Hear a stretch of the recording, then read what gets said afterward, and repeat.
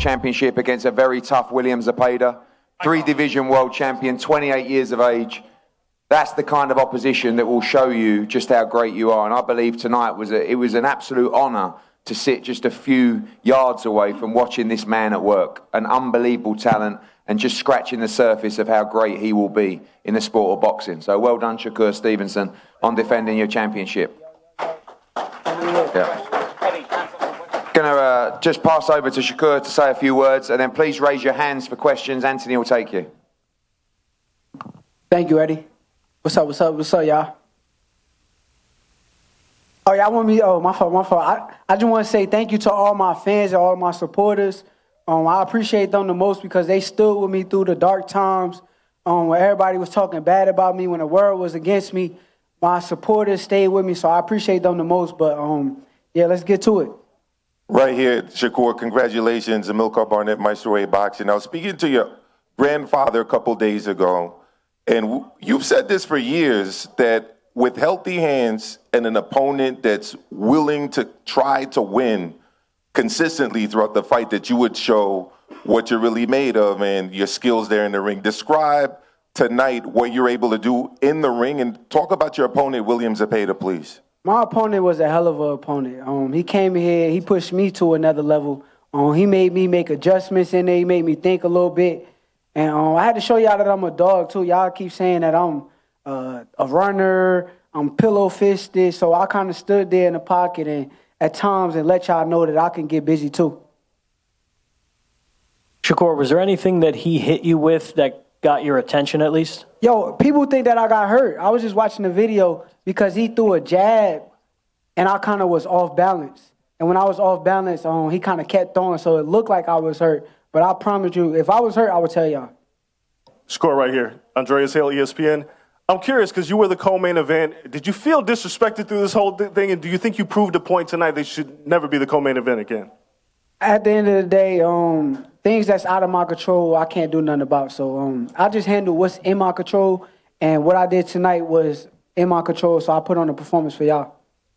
Hey, Shakur, this is James Bell of the Boxing Source. You were talking about, those folks talking about you saying that you were pillow-fisted, but during that particular fight against William Zepeda, you showed that you could pretty much punch from what I would say the hip and just, really give every emphasis behind your punches and send that message in comparison to the arm punching from William Zepeda. So do you think that was part of your message that you were going into with this fight coming tonight? Yeah, I was trying to let them know that I could punch. I had to get his respect. There was times in there where it's like he was trying to walk through my punches, but then you seen him slow down, and he had to respect my punches. So that was my main thing tonight. Shakur here, Chris with Boxing with Chris. Can you talk to me about his power? Because it seemed that after a while you stepped to him. Was the power what you expected it to be tonight? He got a little thump. He got 27 knockouts, man. We at the highest level of boxing right now. So he got a little thump. He got thudding power. It ain't like one punch kill you power. It's like thudding. When he punch you over and over and over, you can feel it. So he's tough. Hey, Shakur, what's going on? This is Najee from Cigar Talk. Congratulations, first of all. This is a fight that we've seen you, I guess, fight the most. Like you said, in the pocket. You stayed on the ropes a bunch, sort of rolling shots. Can you talk about the game plan? Was that the game plan to actually fight him this time? Yo, it's crazy. Everybody in my corner, Andre Ward, Bud, all of them told me, stay off the ropes. But I don't know. I've been kind of, feeling comfortable on the ropes sometimes. I feel like fighters open up on the ropes. So when I was on the ropes, I kind of took advantage of opportunities when he would open up and I would counter him with shots. So they right. I agree with them. I'm going to make sure I work on it and make sure I don't stay there too long. But, that was part of the game plan, I guess. And lastly, a lot's been made about the hands, you know what I'm saying, whether it was hurt or not. Was there any point at all during this fight that your hands had any trouble? Hey, man, I'm a dog, so it is what it is. I'm going to push through everything that I got to push through. Yeah, congratulations. Tell me at what point you thought you will be, winning now? What point I thought? Yeah. It just was like a state study. He would kind of come on at times, and I had to, fight him off of me. So I had to stay steady, stay focused, and I kept telling myself, dig deep, champ, dig deep. Radio Raheem down in the front. You seem happier now than you've ever been after a fight. I've seen these press conferences. Today you got the big smile on. You're congratulatory. Everyone around is congratulating you. Terrence Crawford said your performance was marvelous. You call yourself a dog. When a dog tastes blood for the first time, it's hard to get him back on kibble.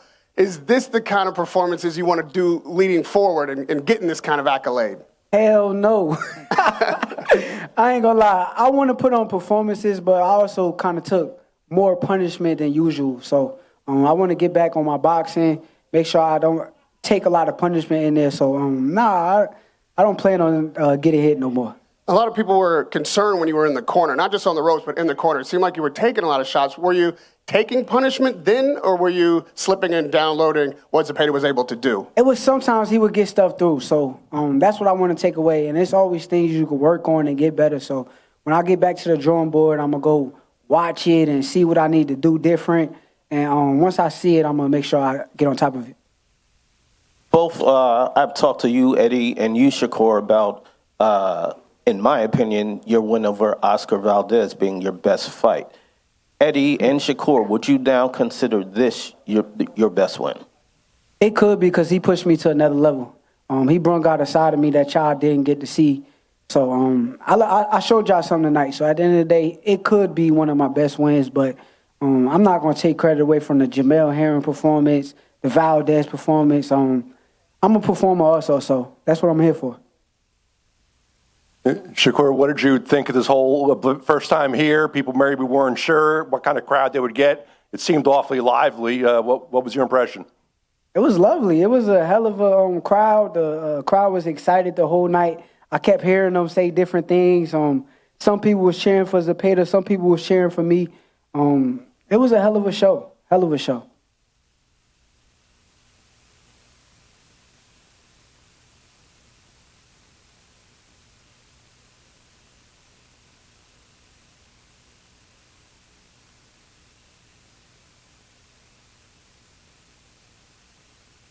Who?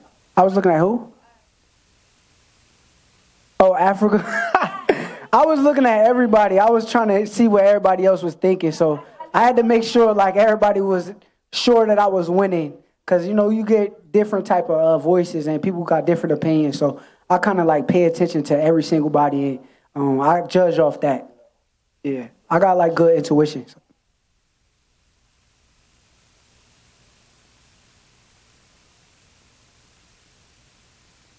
I seen them. I actually saw Clarissa a lot. Clarissa was really loud and like, she was giving me that energy like, yeah, Chip, keep doing what you're doing. So I kept doing it. So.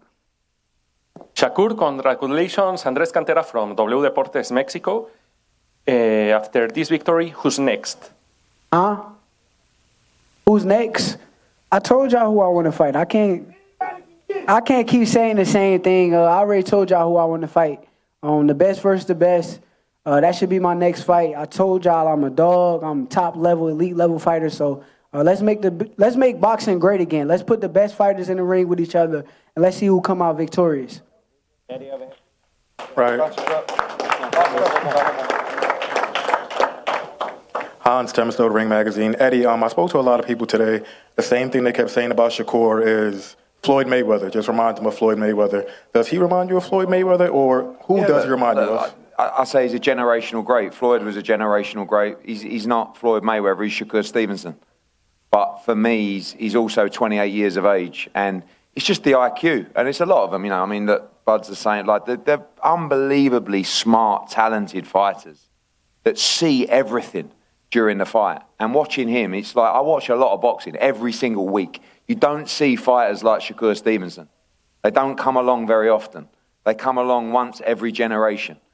And he's right. I know that, that Gervonta's got to get himself back in the ring, but Shakur Stevenson against Gervonta Davis is the best fight in boxing. He's two young fighters in their prime, tremendous fighters, and he wants to test himself and prove to everybody he's the best. So I think everybody here tonight watch someone that you're going to remember for a long time. Guys, thank you so much. Big round of applause for the WBC lightweight champion of the world.